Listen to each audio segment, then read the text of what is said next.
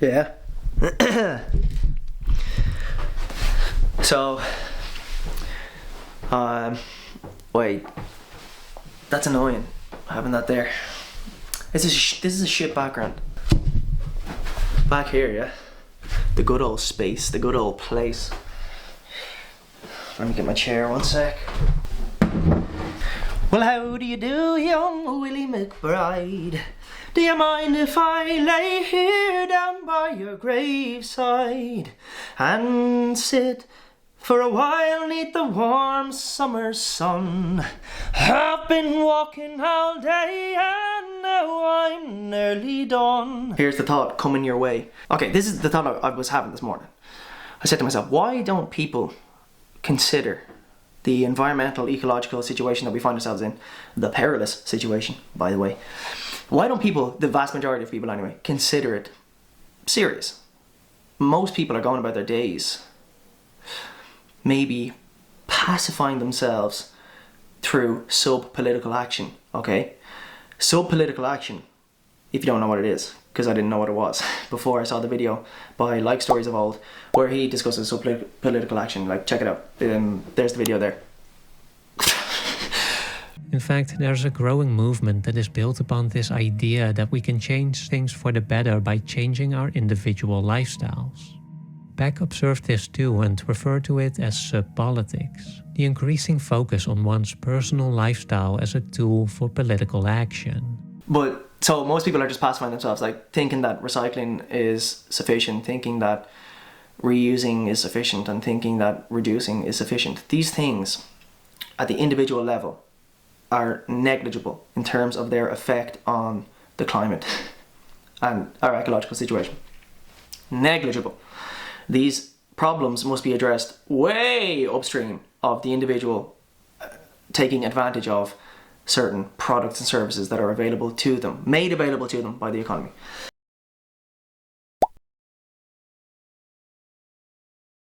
What Starbucks enables you is to be a consumerist and be a consumerist without any bad conscience, because the price for the countermeasure for fighting consumerism is already included into the price of a commodity. Like, you pay a little bit more and you are not just a consumerist, but you do also your duty towards environment, the poor, starving people in Africa, and so on and so on. It's, I think, the ultimate form of consumerism.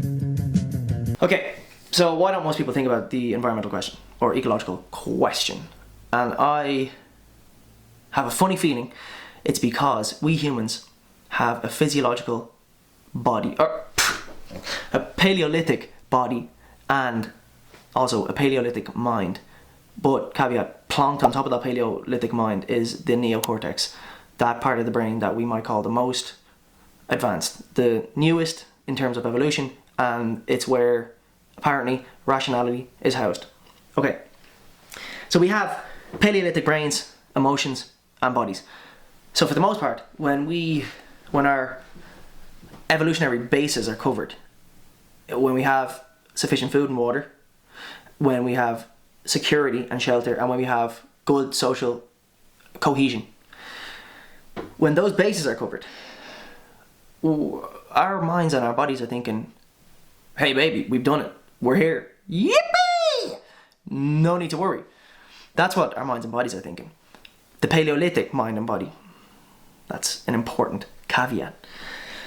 So this is why most people don't really consider the ecological situation seriously. It's not until those most basic of evolutionary impulses for food, water, security and shelter, and a tribal cohesion, it's not until those bases are impinged upon in a readily detectable way that we humans are stimulated and spurred into action.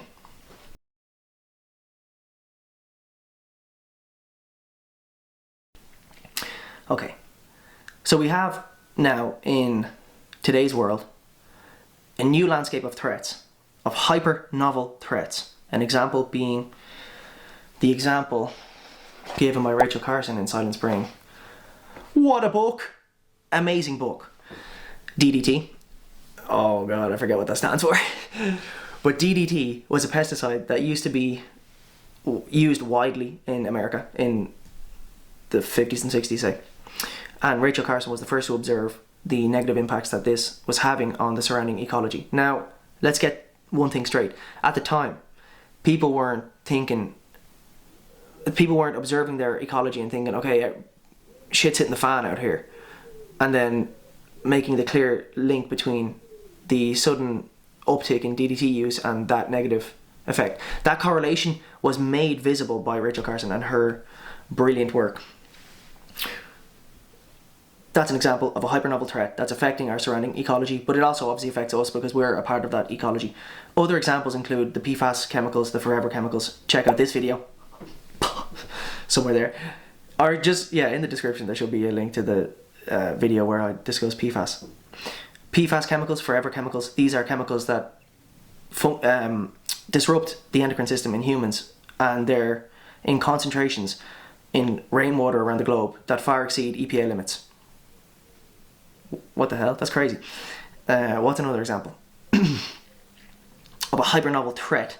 Here's another example. It might be a bit out there, but the example is fast food. Fast food is highly addictive and it's very appealing to the evolved senses, but it lacks the micronutrients that our bodies need to function properly. So although we're being overfed in terms of macronutrients, the carbs, sugar and fat, fat, carbs, protein, the macronutrients are covered, but the micronutrients, they're deficient. And usually in nature, whenever you cover your macronutrients, you have the complementary micronutrients, or the freaking word, accompanying micronutrients. So our evolved senses are thinking, yep, we're doing good, but we know, the neocortex, rational mind, back to the caveat, that knows that no, our bases aren't covered, and we're actually we're becoming more sick as a result of our consumption of fast food. So what does this mean? It's not until those most fundamental evolutionary impulses, until what we desire through those impulses is impinged upon, that we humans become stimulated to take action. But that's a bit of a paradox right there, because I just explained how food is one of those most basic impulses, and how fast food is an example of a hyper-novel threat where the body's actually being threatened and we know it rationally, and yet we still do nothing about it.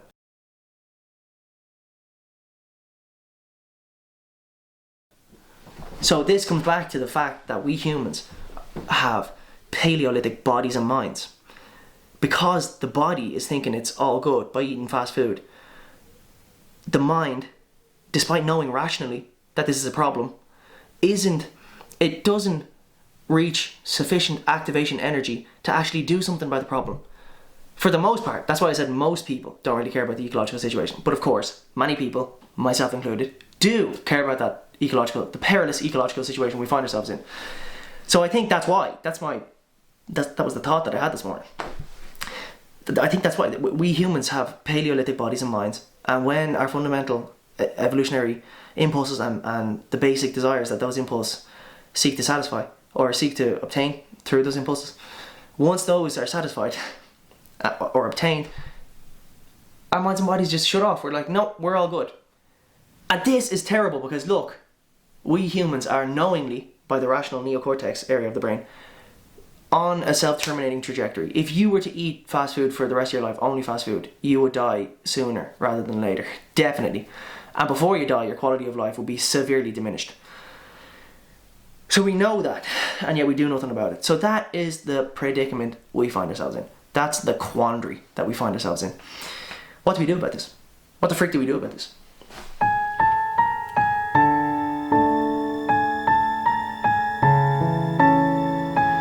I have no idea.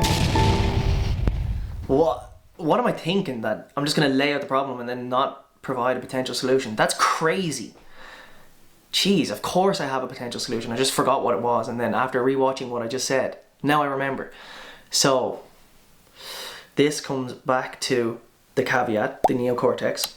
It comes back to Rachel Carson being the first to see and define the correlation between ecological degradation and an increased use of DDT across the countryside. So, here is the solution.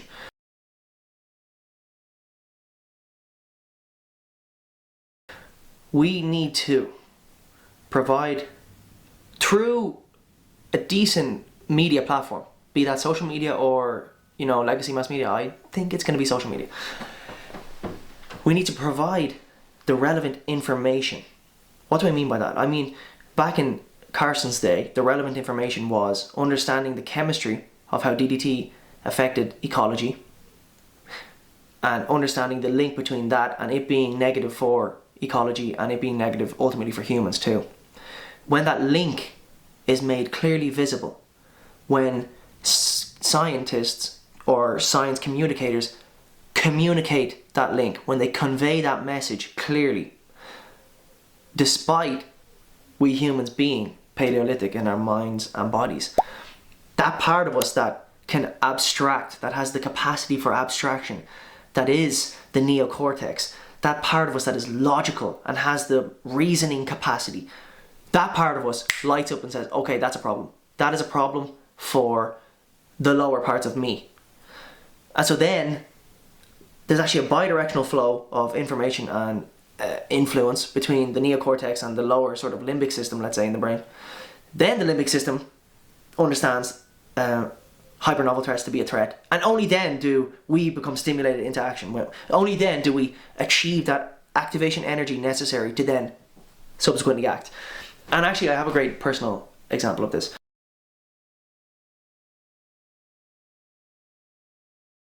I remember driving around what Americans might call a shopping mall, what we call shopping centres. I remember driving around a shopping centre and I was in the gardening centre and I saw on the shelf the myriad of different chemical concoctions that gardeners can buy. And actually, Carson speaks to this in her book too. The moors of suburbia now dictate that crabgrass must go at whatever cost. Sacks containing chemicals designed to rid the lawn of such despised vegetation have become almost a status symbol. Gardeners in suburbia are buying these potent chemical weed killers and the likes. And I remember getting back into my car and suddenly, this was the first time it ever happened to me. It was a few years back now. And it never happened since. Suddenly my heart started racing and I felt the need to get the hell out of my car. So I opened the door and I just sat in the seat because there were other cars around and people around. And my heart started racing, my palms got really sweaty. My body started getting really sweaty and heating up. I could feel heat. What's happening to me right now? And I just had to ride this out. It's not until later on that I discussed this with some people that are close to me and they said, James, that's a panic attack. I said, what?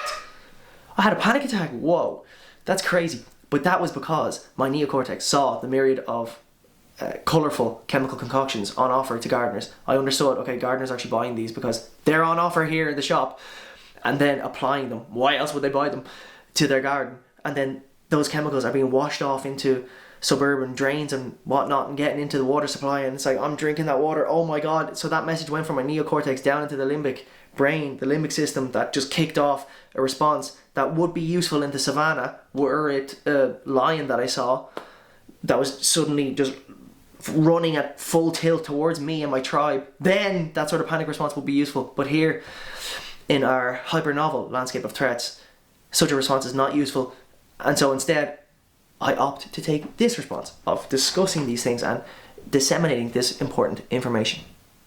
That is the solution to these hyper-novel problems.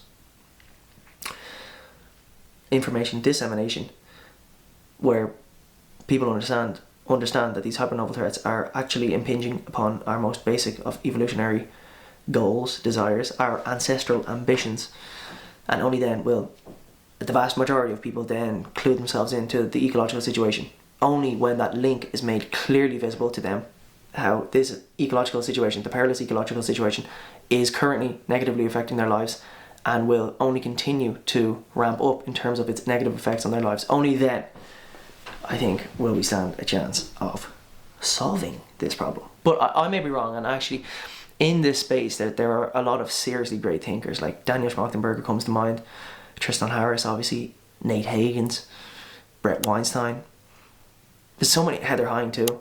There's so many great people and thinkers in this internet space, and the scope of the topics and subjects they discuss is so broad. It's immense. So when I say there's the solution, I understand that nope, there's not a single solution to this problem. It's going to be heterogeneous, and it's going to be ecology is complex and multifaceted. So, but it's just like a proposal. I don't know.